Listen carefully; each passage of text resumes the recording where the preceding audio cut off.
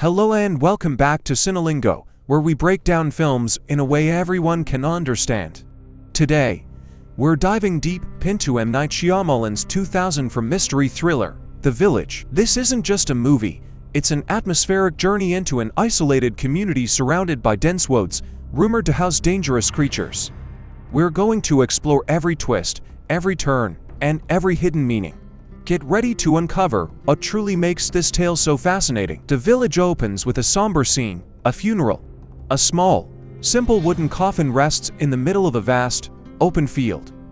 Around it, people dressed in old-fashioned, homespun clothes stand solemnly, their faces etched with grief. This isn't a modern burial, everything about it screams a bygone era. We quickly learn that a young boy has died, not from violence, but from an illness that the community simply couldn't treat. There was no medicine, no advanced care. Right from these first moments, the film establishes its unique visual language. Every detail, from the rough-hewn clothes to the basic tools, suggests a setting in the 1800s. This isolated community is known as Covington. It's completely cut off from the outside world. The villagers live a deeply simple, self-sufficient life. They grow their own food, spin their own cloth, build their own homes, and rely on basic farming techniques.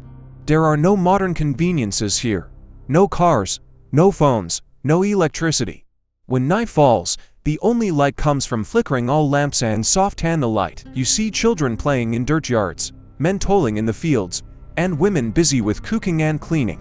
It's a world untouched by the Industrial Revolution, or so it seems. The most defining characteristic of Covington, however, isn't what's inside it, but what surrounds it. Dense, dark, seemingly endless woods. And within these woods, the villagers believe, reside dangerous creatures. They are referred to only as those we don't speak of, to protect themselves from these unseen threats. The villagers have erected crude watchtowers at the very edge of their settlement, where young men stand guard, perpetually scanning the ominous forest. Life in Covington is governed by strict rules, designed to ensure their safety and survival. The paramount rule is simple: never, ever go into the woods. Breaking this rule is unthinkable. The second crucial rule involves colors. The villagers believe that the creatures are repelled by the color yellow. So, wearing yellow is considered the safe color, a protective shield against the unseen dangers. Conversely, the creatures are said to be attracted to the color red, the bad color. Any item that is red must be immediately buried, hidden away from sight, lest it draw the creatures to the village. It's a system of belief that permeates every aspect of their lives. At night, tall, imposing poles topped with burning lamps illuminate the very boundary between the village and the terrifying forest. These lights serve as both a physical and symbolic barrier. The villagers also speak of an agreement with the creatures. If the villagers respect the boundary and do not venture into the woods, the creatures will, in turn, stay out of the village. It's a fragile truce, built on fear and adherence to ancient warnings. The village is overseen by a council of elders, led by the wise and somber Edward Walker, played by the masterful William Hurt.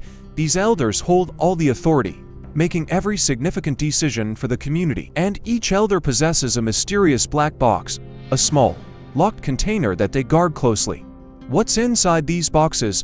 No one speaks of it, adding another layer of secrecy to this already enigmatic community. Now, let's meet the central figures in our story. First, there's Lucius Hunt, played by the quietly intense Joaquin Phoenix.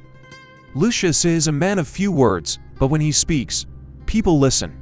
He possesses a calm bravery and a deep sense of conviction. Lucius lives with his mother, Alice, who is also one of the village elders. Then we have Ivy Walker, portrayed by the captivating Bryce Dallas Howard in her breakout role. Ivy is the daughter of Edward Walker, and she is blind. Yet, she moves through the village with astonishing confidence, navigating her surroundings with a simple walking stick. Despite her lack of sight, Ivy possesses an extraordinary perceptiveness. She seems to understand people on a deeper level than anyone else. She famously says she can sense the color around people, not with her eyes, but with her feelings, her intuition. And finally, Noah Percy, brought to life by the nuanced performance of Adrian Brody. Noah has the mind of a child, often acting impulsively and without a full grasp of consequences. He finds joy in simple things, like playing games and collecting berries from the very edge of the forbidden woods. Noah holds a deep, almost childlike affection for Ivy, often following her around the village like a devoted shadow. The story truly begins to shift when Lucius Hunt approaches the elders with a radical request. He asks for permission to go through the woods to reach the towns beyond. His intention is noble. He wants to bring back medicine, a type of advanced treatment that could help those afflicted with illnesses the village cannot cure. Like Noah, the elders, however, are quick and firm in their refusal. They vehemently remind Lucius, and everyone present, that the woods are perilous, filled with danger, and that no one, under any circumstances, should ever enter them. This moment highlights the tension between the villagers' desire for safety and Lucius's yearning for progress and a better life for his community. The fragile peace of Covington is soon shattered. One morning, villagers awaken to a chilling sight. Skinned animals are discovered scattered around the village. More ominously, red marks have been painted on their doors, the very color they fear, the color of danger. The elders declare these to be warnings from the creatures in the woods, a sign that the agreement is being tested. Fear grips the community, and people begin to stay inside their homes after dark, locking their doors and windows, the sense of dread palpable. During a village celebration, a moment meant for joy and togetherness, terror strikes again. People suddenly spot creatures wearing imposing red cloaks entering the village from the woods. Panic erupts. Villagers scream, scattering and running to their homes, frantically bolting doors and windows. The creatures move silently through the village, leaving more red marks, but they don't physically harm anyone. They are a terrifying visual reminder of the ever-present threat, a psychological weapon designed to reinforce the villagers' fear and obedience. Despite the elders' warnings and the recent terrifying incursions, Lucius makes a defiant choice. One night, he decides to enter the woods, driven by an unyielding desire to understand the creatures and perhaps protect his community more effectively. That very same night, the red-cloaked figures make another appearance in the village. This time, Lucius's bravery proves pivotal. He comes across Ivy, seemingly vulnerable, and without hesitation, he saves her from being attacked by placing himself directly between her and one of the looming creatures. This act solidifies their bond and showcases Lucius's quiet heroism. After this harrowing incident, Lucius and Ivy's connection deepened significantly. Their shared experience, particularly Lucius's brave act of protecting Ivy, draws them closer than ever. They realize their feelings for each other are profound and decide they want to spend their lives together. Their announcement of engagement brings a rare moment of joy to the village. Both Lucius and Ivy are respected and beloved members of the community, and their union is seen as a beacon of hope and happiness. But just when things seem to be settling into happiness, tragedy strikes.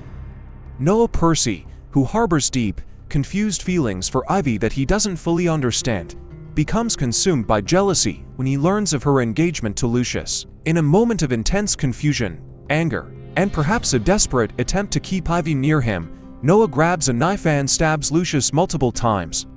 It's a shocking act of violence that shatters the village's fragile peace and plunges them into crisis. Lucius is left critically wounded.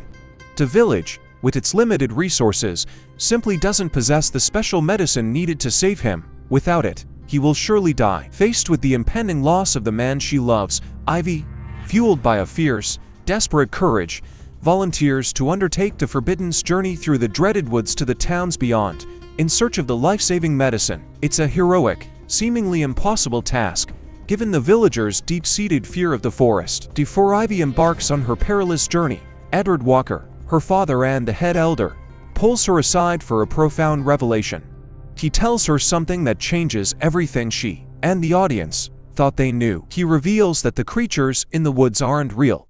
They are, in fact, the elders themselves, dressed in costumes specifically designed to scare the younger villagers. Their purpose, to prevent anyone from leaving the isolated community, thereby preserving their carefully constructed, fear-driven way of life, safe from the perceived dangers of the outside world. This is the moment the film's central twist is unveiled, dramatically shifting the narrative. Ivy's journey through the woods is portrayed with immense tension and vulnerability. Despite her blindness, she navigates the unfamiliar, treacherous terrain with remarkable determination, using her walking stick to feel her way, each step a testament to her courage. As she travels deeper into the dense, dark forest, Ivy begins to sense someone following her. The sounds of rustling leaves, snapping twigs, and heavy breathing become unnervingly close, building palpable dread. The unseen pursuer becomes increasingly aggressive. Soon, Ivy is attacked by what appears to be one of the creatures. The encounter is terrifying and visceral. However, Ivy, despite her vulnerability, proves to be incredibly resourceful and quick-witted. She uses her acute sense of hearing and touch to her advantage, cunningly tricking her attacker into falling into a deep, hidden hole. This moment is a triumph of wit and resilience, showcasing her remarkable strength. After what feels like an eternity, Ivy finally reaches a massive, man-made wall. With immense effort and sheer willpower, she manages to climb over it. On the other side, she makes a truly shocking discovery: a modern, paved road. This is the first definitive visual clue that the past of the village is an elaborate deception. A park ranger soon finds Ivy standing on the road, bewildered, still dressed in her old-fashioned clothes. When Ivy explains her desperate need for medicine for a gravely injured man, the kind ranger, clearly perplexed but sympathetic, agrees to help her. Ivy successfully returns to the village, carrying the precious medicine. Lucius receives the much-needed treatment, and his condition slowly but surely begins to improve. His life saved by Ivy's heroic journey. The elders, now faced with the undeniable truth of their deception being exposed to Ivy, hold a council. They ultimately decide to maintain their isolated community and continue the elaborate fabrication of the creatures in the woods. The agreement and the fear it instilled were, for them, too effective in maintaining their secluded way of life. Thank you for watching this expanded Cinelingo explanation of The Village. If you enjoyed this deep dive into the film's layers and secrets, please remember to like this video and subscribe to our channel for more film analyses that aim to make complex stories easy to understand. We love breaking down these cinematic worlds for you. Until next time, happy watching, and keep exploring the stories that move us.